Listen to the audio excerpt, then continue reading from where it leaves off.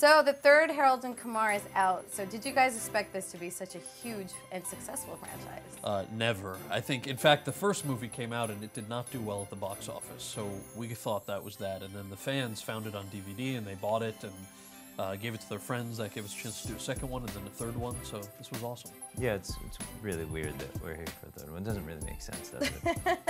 Oh. Let's face it. Whoa. I have no comment on my end. So what do you think is the secret behind this success, besides the narcotics? I actually don't think it's just that. I think what's fun about these characters to play, and hopefully for the audience, is that, you know, they get into really bizarre situations, a lot of times very impolite, vulgar situations, but there's a lot of heart behind them, and they really, they're friends. It's a story about friendship. This one is a legitimate story about Christmas, despite all the nonsense they get into. I think to have that compatibility is really nice. Yeah, I think what strangely has been the key to our success is that people relate to Harold and Kumar, and thankfully they believe that those two guys are really good friends, and that has allowed us to go really far with the jokes, and has allowed us to do all kinds of gags that would be really impossible in other movies. But I think the goodwill afforded us because they believe that friendship is the core of it. Okay. Well, with that being said, do you think Harold and Kumar, the characters, help or hurt the Asian image in this country? Hopefully neither, right? Because what I liked actually about playing him, we love the fact that, you know, Mandate Pictures and John Hurwitz and Hayden Schlossberg and Warner Brothers were willing to take what would have been a perceived risk at that time in making a studio film that was a comedy that had two Asian American leads. And what I like about it is, you know, Kumar is a flawed person. He has his ups, he has his downs.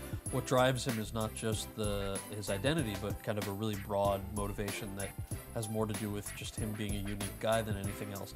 So that's why I say I hope it hasn't had just a negative or a positive effect, but more of a well-rounded kind of effect. I would say definitively positive in the sense that they're different characters than what you've seen before. You've never seen, and I just think variety is good.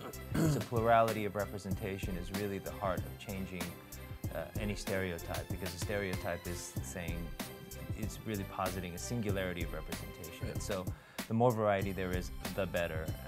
And a lot of kids feel relief and a sense of release at seeing these kinds of rebellious characters who look like them. So, that's true. I mean, when we were growing up, it was only, you know, Long Duck Dong and Apu from The Simpsons, and it was horrible. It was like, you know, I hated that. So hopefully, yeah, you're right. Hopefully this movie can do a little something beyond that.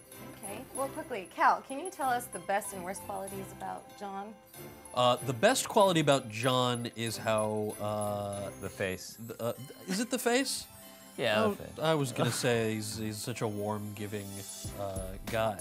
The worst, without a doubt, is his gas. Wow. And okay, well, now it's your turn. John, what is the worst and best qualities about Cal? Let's see. Too many to His note best, down. let's see. I'll start with his worst. That means the worst is going to be worse than the best is worst. Cal, you know what? Cal is maybe the most earnest guy I know. I mean, he really, when he says something, he really means it to you. That's he my gives you a worst? compliment. And his worst, you worry too much. That's true. You That worry is true. too much. That's true. It's gonna kill you, man. Okay. Well, on that note, how do you guys celebrate the holidays? What do you guys do for the holidays?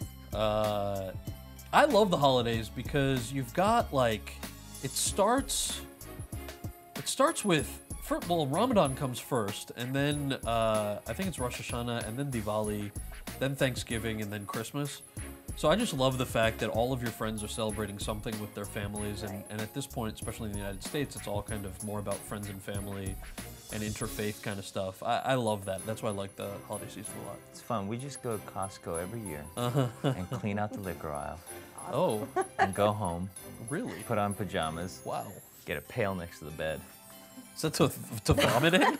Oh my gosh. You guys are hilarious. Well, thank you so much. This was fun.